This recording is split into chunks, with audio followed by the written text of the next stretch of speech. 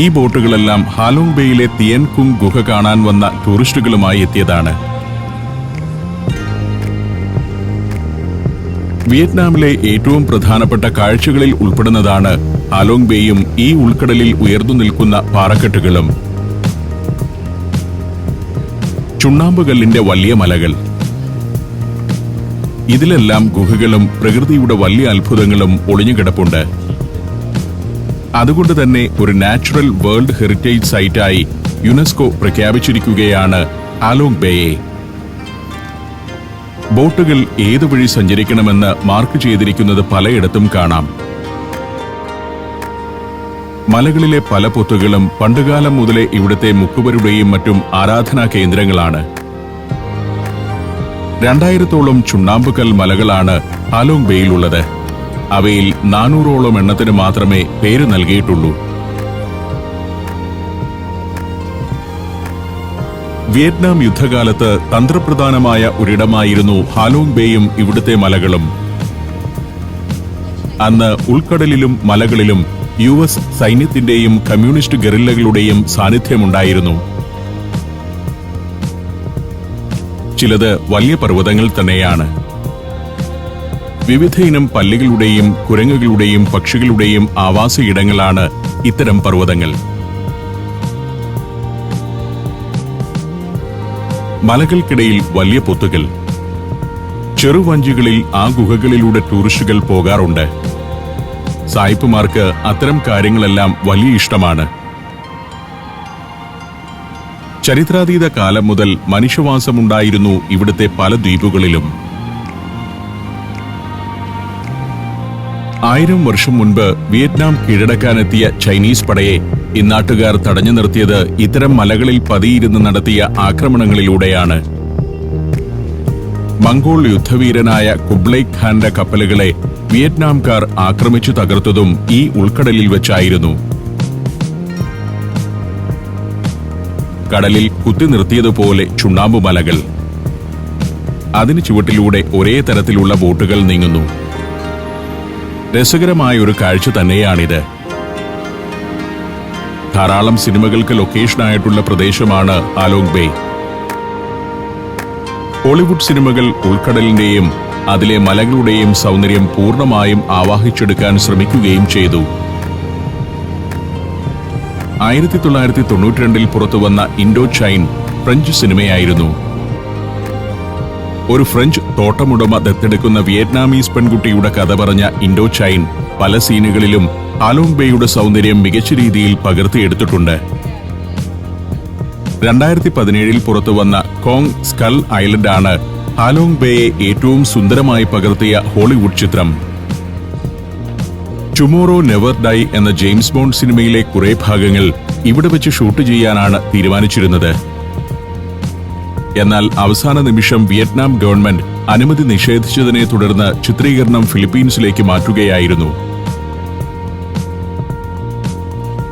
Halong ബേയിൽ പലയിടത്തും ഉഗ്രശേഷിയുള്ള മൈനുകൾ ഒളിഞ്ഞുകിടപ്പുണ്ട്. Vietnam യുദ്ധകാലത്ത് US navy സ്ഥാപിച്ച മൈനുകളാണത്. അതിന്റെ ഭീഷണി നിലനിൽക്കുന്നതുകൊണ്ടുകൂടിയാണ് ടൂറിസ്റ്റുകളുമായി നീങ്ങുന്ന ബോട്ടുകൾക്ക് പ്രത്യേക റൂട്ട് നിശ്ചയിച്ചിരിക്കുന്നത്. ധാരാളം ടൂറിസ്റ്റുകൾ.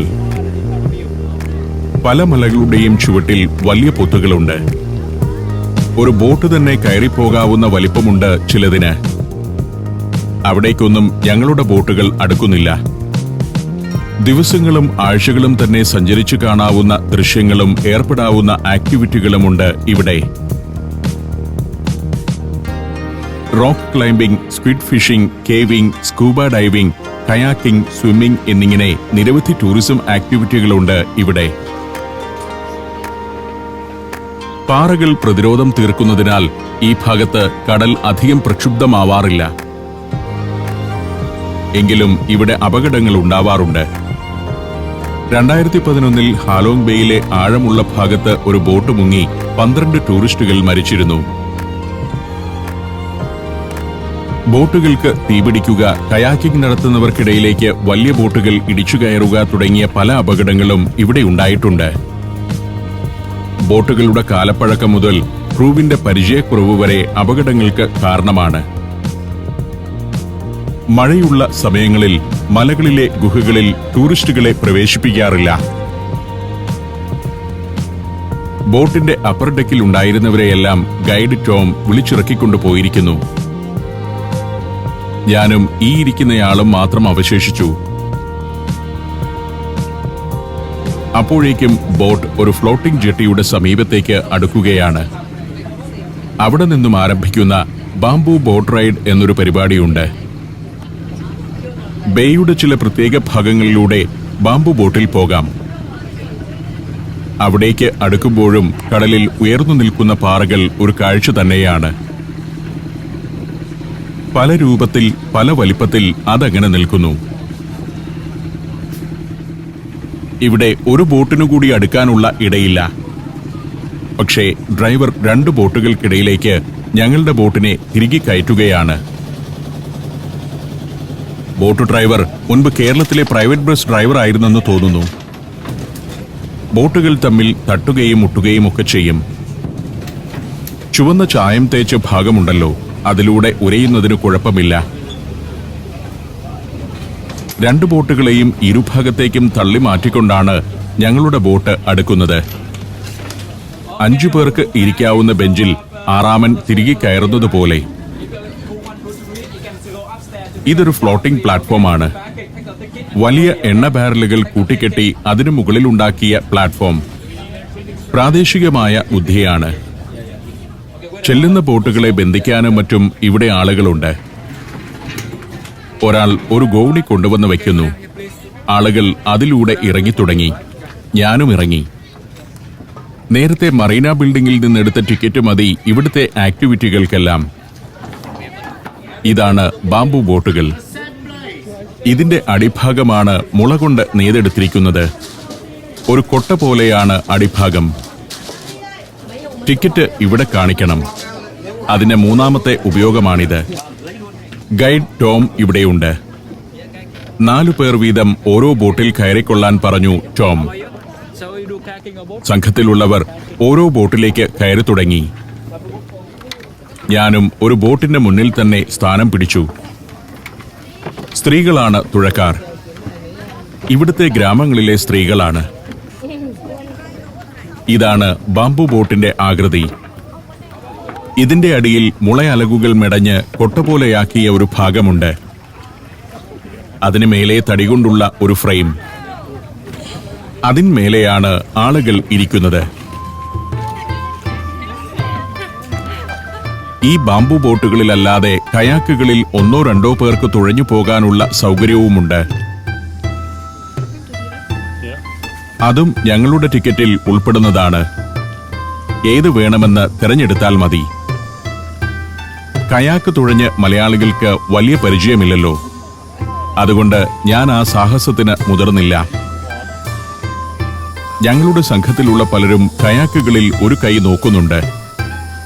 ലൈഫ് ജാക്കറ്റ് അണിയിച്ച ശേഷമേ ഇത്തരം പരിപാടികൾക്കെല്ലാം വിടുകയുള്ളൂ.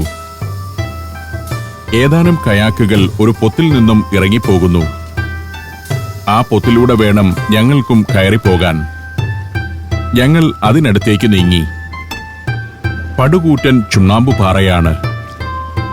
ബോട്ടിൽ കടന്നു പോകുമ്പോൾ ഇതിന് കീഴെയുള്ള പൊത്തുകൾ പലതും കാണില്ല. ഈ റോക്ക് ഫോർമേഷനുകളിലെല്ലാം വലിയ ഗുഹകളുണ്ട്. അടുത്തെത്തുമ്പോഴേ ശ്രദ്ധയിൽപ്പെടൂ. ഇത്തരത്തിലുള്ള 1600-ലേറെ പൊത്തുകളുണ്ട് ആലോങ് ബേയിൽ. ആ ഗുഹകളുടെയെല്ലാം അകത്ത് പ്രകൃതിയുടെ ശില്പചാതുരി കാണാം. വലിയൊരു ഡ്രാഗന്റെ വായിലേക്കാണ് പ്രവേശിക്കുന്നതെന്ന് തോന്നും. പുറമേ നിന്ന് കണ്ടതുപോലെയല്ല. നല്ല വിസ്താരമുള്ള ഗുഹയാണ്. അത്യാവശ്യം ഉയരവുമുണ്ട്. ഗുഹയുടെ മേൽത്തട്ടിൽ നിന്ന് ചില ഫോർമേഷനുകൾ താഴേക്ക് വളരുന്നുണ്ട്. മലയിൽ നിന്നും കിനിഞ്ഞിറങ്ങുന്ന ജലം ഇറ്റുവീണ് രൂപപ്പെടുന്നതാണത്. ഇതാണ് ഗുഹയുടെ മുകൾ ഭാഗത്തിന്റെ ശരിക്കുമുള്ള കാഴ്ച. വലിയൊരു പാറയുടെ അടിഭാഗമാണിതെന്നോർക്കണം. ലക്ഷക്കണക്കിന് വർഷങ്ങൾ കൊണ്ട് രൂപപ്പെട്ട ഗുഹ. ആദിമകാലത്ത് ചെറിയൊരു വിള്ളൽ മാത്രമായിരിക്കാം ഇവിടെ ഉണ്ടായിരുന്നത്. വെള്ളം ഒഴുകി ഒഴുകിയാണ് ഇത് ഈ വിധം വിസ്തൃതമായത്. പൊത്തിലൂടെ കയറിയെത്തുന്നത് നടുമുറ്റം പോലുള്ള ഒരു ഭാഗത്തേക്കാണ്. പർവ്വതങ്ങൾ കൊണ്ട് വലയം തീർത്തിരിക്കുന്ന ഒരു കടൽ ഭാഗത്തേക്ക്. മുകൾ ഭാഗത്തു നിന്നും തൂങ്ങിക്കിടക്കുന്നത് ഡ്രാഗന്റെ നാവാണെന്ന് തോന്നും. ഈ കടൽ ഭാഗത്തു നിന്നും പുറത്തു കിടക്കാൻ ഞങ്ങൾ ഇവിടേക്ക് കയറി വന്ന ഗുഹ മാത്രമേയുള്ളൂ. സംരക്ഷിതമായ ഒരു പ്രദേശം പോലെയുണ്ട്. അവിടെയൊന്ന് വട്ടം കറങ്ങിയ ശേഷം ഞങ്ങൾ വീണ്ടും പുറത്തേക്ക് നീങ്ങി. ശരിക്കും ഒരു കോട്ട പോലെയാണ് ഈ ഭാഗം. തുഴച്ചിലുകാരി ബോട്ടിൽ വെച്ച് ഒരു ചായ ഉണ്ടാക്കി കുടിക്കുന്നു. കയാക്കിൽ തുഴഞ്ഞു പോകുന്നു കുറെ ടൂറിസ്റ്റുകൾ. ഒരു കാഴ്ച ചിത്രീകരിക്കുക എന്നതിനപ്പുറം എനിക്കിവിടെ ആക്ടിവിറ്റികളൊന്നുമില്ല. സഞ്ചാരികളായ സായിപ്പുമാരുടെ കാര്യം അങ്ങനെയല്ല. അവർ യാത്ര ശരിക്കും ആസ്വദിക്കും. തൂങ്ങിക്കിടക്കുന്ന ഡ്രാഗൺ നാവ് തലയിൽ മുട്ടുമെന്ന് തോന്നും. ചുണ്ണാമ്പുപാറയിലൂടെ വെള്ളം ഊർന്നിറങ്ങിയുണ്ടാകുന്ന ഫോർമേഷനുകളാണ് ഇതൊക്കെ. എത്രയോ മില്യൺ വർഷങ്ങളുടെ കഥ ഈ ഓരോ പാറക്കഷ്ണത്തിനും പറയാനുണ്ട്. ഇതിന്റെ ഓരോ ഇഞ്ച് വളർച്ചയ്ക്കും നൂറുകണക്കിന് വർഷങ്ങൾ എടുത്തിട്ടുമുണ്ടാവണം. ഇത്തരത്തിൽ ഓരോ മലയുടെയും അടിഭാഗത്ത് ഒരറ്റം മുതൽ മറ്റൊരറ്റം വരെ എത്തുന്ന നിരവധി ഗുഹകളുണ്ട്. Dark cave, light cave, Bo Nau cave, Luon cave, Trinh Nu cave എന്നിങ്ങനെ നീളുന്നു അവയുടെ പേരുകൾ. പേരില്ലാത്ത ഗുഹകളും നിരവധിയുണ്ട്. മേൽത്തട്ടിലേക്ക് സൂക്ഷിച്ചു നോക്കിയാൽ വിചിത്രമായ റോക്ക് ഫോർമേഷനുകൾ കാണാം. പല രൂപങ്ങൾ തന്നെ അവയിൽ കണ്ടെടുക്കുകയും ചെയ്യാം. അതിനകത്തുനിന്നും പുറത്തിറങ്ങി മുളത്തൊപ്പി വെച്ച് സ്ത്രീകൾ തുഴയുന്ന ബാംബോ ബോട്ടുകളിൽ ടൂറിസ്റ്റുകൾ. സഞ്ചാരം ഇപ്പോൾ പെൻഡ്രൈവിലും.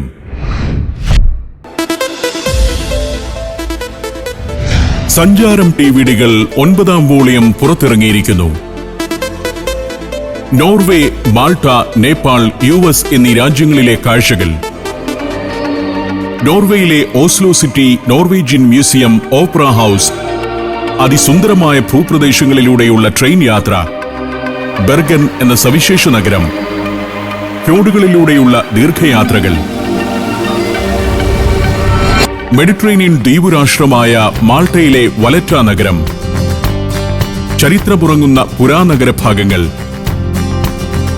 മാർസലോക്ക് village, Blue Grotto, fort city, Golden Bay beach, Victoria cathedral തുടങ്ങി അനേകം സ്ഥലങ്ങൾ. നേപ്പാളിലെ കാഠ്മണ്ഡു, പശുപതിനാഥ ക്ഷേത്രം, ബോധനാഥ സ്തൂപം, സ്വയംഭൂനാഥ ക്ഷേത്രം, Durbar square, Bhaktapur heritage city, Patan പുരാനഗരം, പൊക്ര, ഫേവ തടാകം എന്നിങ്ങനെ അത്യാകർഷകമായ നിരവധി കാഴ്ചകൾ. അമേരിക്കയിലെ Los Angeles, Hollywood, wax museum, Universal Studios, Griffith Observatory, Santa Monica pier, Laguna beach, battleship museum, San Diego പട്ടണം, അരിസോണയിലെ റെഡ് റോക്ക് പാർക്ക്, റൂട്ട് 66 എന്ന സവിശേഷ പാത, Las Vegas, Grand Canyon, Hoover Dam, കാസിനോകൾ, ഡെത്ത് വാലി തുടങ്ങി അപൂർവമായ ഒട്ടേറെ കാഴ്ചകൾ. 4 രാജ്യങ്ങൾ, നിരവധിയായ കാഴ്ചകൾ, അനേകമായ അറിവുകൾ. സഞ്ചാരം ടിവിഡികൾ വോളിയം നമ്പർ 9. വില 3500 രൂപ മാത്രം. ഇപ്പോൾ പെൻഡ്രൈവിലും ലഭിക്കുന്നു. ഈ ദൃശ്യശേഖരം സ്വന്തമാക്കാൻ ഇനി പറയുന്ന നമ്പറിലേക്ക് സഞ്ചാരം എന്ന് SMS ചെയ്യൂ. ഫോൺ 9995 444 222.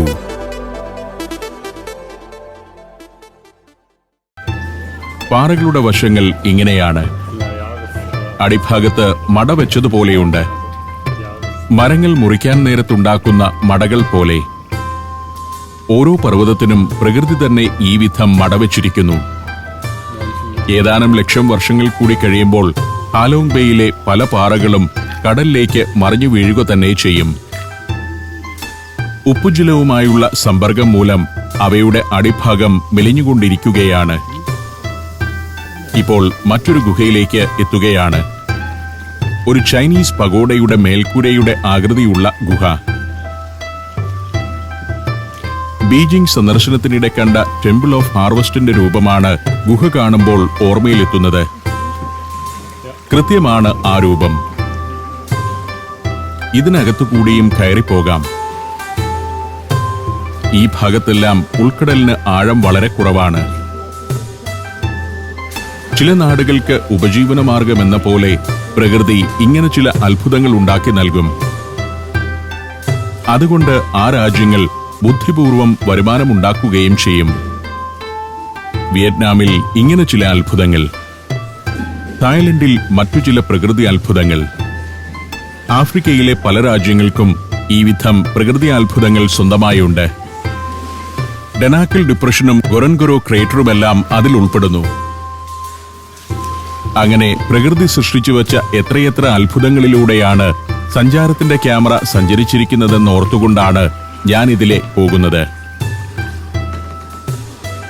ഈ തുഴഞ്ഞു നീങ്ങുന്നത് ഞങ്ങളുടെ ബോട്ടിൽ വന്നവർ മാത്രമല്ല, പല ബോട്ടുകളിൽ വന്നവരുണ്ട്. രാവിലെ മുതൽ വൈകുന്നേരം വരെയും ഹാലോങ് ബേ ഈ വിധം സജീവമായിരിക്കും.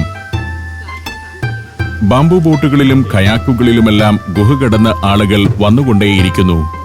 എല്ലാ ദിവസവും പകൽ നേരങ്ങളിൽ നടക്കുന്ന ഒരു പ്രധാന വിനോദമാണിത്. എപ്പോഴും മനുഷ്യ സാന്നിധ്യമുള്ള ഒരു ഉൾക്കടൽ. മത്സ്യബന്ധനത്തിനും ഒരു ദ്വീപിൽ നിന്നും മറ്റൊന്നിലേക്ക് പോകാനും ഇവിടുത്തെ ആളുകൾ നൂറ്റാണ്ടുകളായി ഉപയോഗിച്ചിരുന്നത് ബാംബു ബോട്ടാണ്. ടൂറിസ്റ്റുകളുമായി കൂടുതൽ ബോട്ടുകൾ വരുന്നതും ചിലത് തിരിച്ചു പോകുന്നതും കാണാം.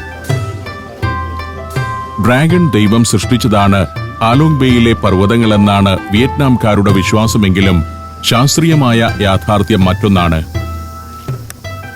500 മില്യൺ വർഷങ്ങൾക്ക് മുൻപ് ഇന്നിവിടെ കാണുന്ന മലകളെക്കാളെല്ലാം ഉയരത്തിൽ കടൽ നിരപ്പുണ്ടായിരുന്ന ഭാഗമാണത്. അക്കാലത്തെന്നോ ഭൂവൽക്കപ്പാളികളുടെ ചലനവും കൂട്ടിയിടിയും മൂലം കടലിനടിയിൽ വലിയ പർവ്വതങ്ങൾ ഉയർന്നു. പിന്നീട് വീണ്ടും ഭൂവൽക്കപ്പാളികൾ ചലിക്കുകയും ഈ പ്രദേശമൊന്നാകെ കടലിൽ നിന്ന് ഉയർന്നു വരികയും ചെയ്തു. അങ്ങനെ ഉയർന്ന ചില പർവ്വതങ്ങൾക്ക് 1000 മീറ്റർ വരെ ഉയരമുണ്ടായിരുന്നു. കടൽ ജലം താഴ്ന്ന പ്രദേശങ്ങളിലേക്ക് ഒഴുകാൻ തുടങ്ങിയപ്പോൾ ചുണ്ണാമ്പുകല്ലിന്റെ മലകൾക്കും രൂപമാറ്റമുണ്ടായി. അങ്ങനെ ദശലക്ഷക്കണക്കിന് വർഷങ്ങൾ കൊണ്ട് രൂപപ്പെട്ടതാണ് ഇന്നിവിടെ കാണുന്ന മലകളെല്ലാം. ഒരു ഭർത്താവും ഭാര്യയും കയാക്ക് തുഴഞ്ഞു പോകുന്നു. ഇവിടെ നിന്നും ടൂറിസ്റ്റുകളുമായി മടങ്ങുകയാണ് ചില ജങ്ക് ബോട്ടുകൾ. ഫ്ലോട്ടിംഗ് പ്ലാറ്റ്ഫോമിനടുത്ത് എത്താറാവുമ്പോഴേക്കും തുഴയുന്ന സ്ത്രീ ടിപ്പെന്ന് ചോദിച്ചു തുടങ്ങുന്നു. എല്ലാവരും ടിപ്പ് നൽകണമെന്നാണ് ആവശ്യം. പാശ്ചാത്യരായ ടൂറിസ്റ്റുകൾ കയാക്കിംഗ് പോലുള്ള വിനോദങ്ങളിൽ തങ്ങളുടെ നാട്ടിൽ നിന്ന് തന്നെ പരിശീലനം നേടിയവരാണ്. നമ്മൾ കേരളത്തിൽ നിന്നും ചെല്ലുന്നവരാകട്ടെ ഇതെല്ലാം ആദ്യമായി കാണുകയാണ്. ഇത്തരം കാര്യങ്ങളൊക്കെ കേരളത്തിലെ കായലുകളിൽ നമുക്കെന്തുകൊണ്ട് ചെയ്തുകൂടാ എന്നോർത്താണ് എനിക്ക് അത്ഭുതം. ഇവിടെ ഒരു ഫ്ലോട്ടിംഗ് വില്ലേജ് തന്നെയുണ്ട്. തുഴക്കാരുടെ വിശ്രമയിടമാണ് അത്. അക്കാണുന്ന കെട്ടിടമെല്ലാം തുഴക്കാർ വിശ്രമിക്കുന്ന ഇടമാണ്. ചിലർ ഹാമക്കുകളിൽ കിടക്കുന്നു. അടുത്ത ബാച്ച് തുഴക്കാരായിരിക്കാം ഇത്. ബ്രൗൺ നിറത്തിലുള്ള മേൽക്കുപ്പായമാണ് യൂണിഫോം. തുഴക്കാരിൽ കൂടുതൽ സ്ത്രീകളാണെങ്കിലും അപൂർവമായി ഇങ്ങനെ പുരുഷന്മാരുമുണ്ട്. ഊഴമിട്ടാണ് അവർക്ക് ജോലി ലഭിക്കുന്നത്. ഗ്രാമീണരായ ആളുകൾക്ക് വലിയ തൊഴിൽ സാധ്യതയാണ് ഇവിടെ തുറന്നു കിട്ടിയിരിക്കുന്നത്. ബാരലുകൾ കൂട്ടിക്കെട്ടി അതിന്മേൽ എങ്ങനെ ഒരു ഫ്ലോട്ടിംഗ് പ്ലാറ്റ്ഫോം ഉണ്ടാക്കാം എന്നതിന്റെ കാഴ്ചയാണിത്. നമ്മുടെ വേമ്പനാട്ട് കായലിലും മറ്റും ഇത്തരത്തിലുള്ള ഫ്ലോട്ടിംഗ് പ്ലാറ്റ്ഫോം നിർമ്മിച്ച് അതിനെ ടൂറിസത്തിന്റെ കേന്ദ്രങ്ങളാക്കി മാറ്റാവുന്നതേയുള്ളൂ. നമ്മൾ അത്തരം പരിപാടികളൊന്നും സമ്മതിക്കില്ലല്ലോ. നമ്മൾ അല്പം കൂടി ശുഭാപ്തി വിശ്വാസികളാകേണ്ടിയിരിക്കുന്നു. ഞാൻ പ്ലാറ്റ്ഫോമിലേക്ക് കയറി. ഇതാണ് ബാംബു ബോട്ടിന്റെ രൂപം. കിഴക്കനേഷ്യൻ ജീവിതത്തിൽ സുപ്രധാന സ്ഥാനമുണ്ട് മുളയ്ക്ക്. മുളം കൂമ്പ് ഭക്ഷണമായും മുളം നാര് കൂട നെയ്യാനും മുള വീടുണ്ടാക്കാനും ബോട്ടുകളുടെ നിർമ്മാണത്തിനുമെല്ലാം ഉപയോഗിക്കുന്നു. ഞാൻ തിരികെ ജങ്ക് ബോട്ടിലേക്ക് ചെന്നു കയറി. കയാക്ക് തുഴച്ചിലും ബാംബു ബോട്ട് യാത്രയും കഴിഞ്ഞവർ ബോട്ടിൽ വന്ന് കയറിയിരിക്കുന്നു. ഒരു ചായയുടെ സമയമാണിനി. 50ഓളം ആളുകളുമായി ഓരോ ബോട്ടുകൾ വരുന്നു.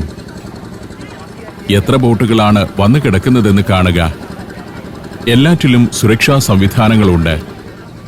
ബോട്ടുകൾക്ക് മുകളിൽ വിയറ്റ്നാമിന്റെ ചെങ്കൊടി പാറുന്നുമുണ്ട്. ടൂറിസ്റ്റുകൾ പ്ലാറ്റ്ഫോമിലൂടെ ഫോട്ടോ എടുത്തു നടക്കുന്നു.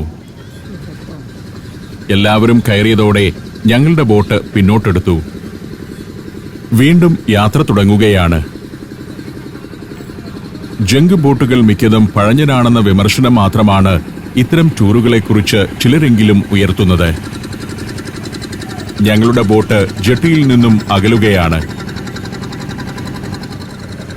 ഇത്രയുമേ ഉള്ളൂ ഫ്ലോട്ടിംഗ് പ്ലാറ്റ്ഫോം. അതിൽ ആളുകൾ വിശ്രമിക്കുന്ന ഇടം ഒരറ്റത്ത്. നിരന്നുകിടക്കുന്ന ബോട്ടുകളെ പിന്നിലാക്കി യാത്ര തുടർന്നു. ഇതുപോലെ ഉൾക്കടലിൽ ഉയർന്നു നിൽക്കുന്ന ചെറിയ പാറകളുമുണ്ട് ഇവിടെ.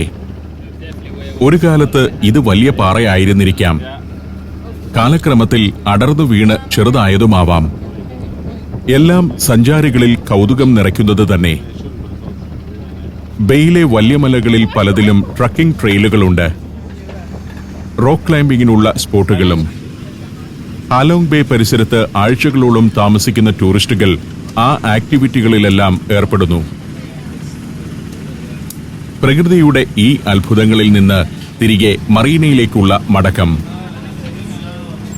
എവിടെ നോക്കിയാലും കാണുന്നത് ഇത്തരം അത്ഭുതകരമായ റോക്ക് ഫോർമേഷനുകൾ തന്നെ. കോടിക്കണക്കിന് വർഷങ്ങൾക്കിടെ ഇവിടെ പലതവണ കടൽപ്പരപ്പ് വലിയ തോതിൽ ഉയരുകയും പിന്നീട് താഴുകയും ചെയ്തിട്ടുണ്ട്. ചില പ്രത്യേക ഭൗമപ്രവർത്തനങ്ങളുടെ ഭാഗമായാണത്. ഓരോ തവണയും ജലപ്പരപ്പ് താഴുമ്പോൾ റോക്ക് ഫോർമേഷനുകൾക്ക് രൂപമാറ്റമുണ്ടായി. അങ്ങനെയാണ് ഇതെല്ലാം ഇന്ന് കാണുന്ന ആകൃതിയിലേക്കെത്തിയത്. ലോകത്തെ 7 പ്രകൃതിയാത്ഭുതങ്ങളിൽ ഒന്നായാണ് ഹാലോങ് ബേ വിലയിരുത്തപ്പെടുന്നത്. അങ്ങകലെ ഹാലോങ് സിറ്റി. ഞങ്ങൾ യാത്ര തുടർന്നു.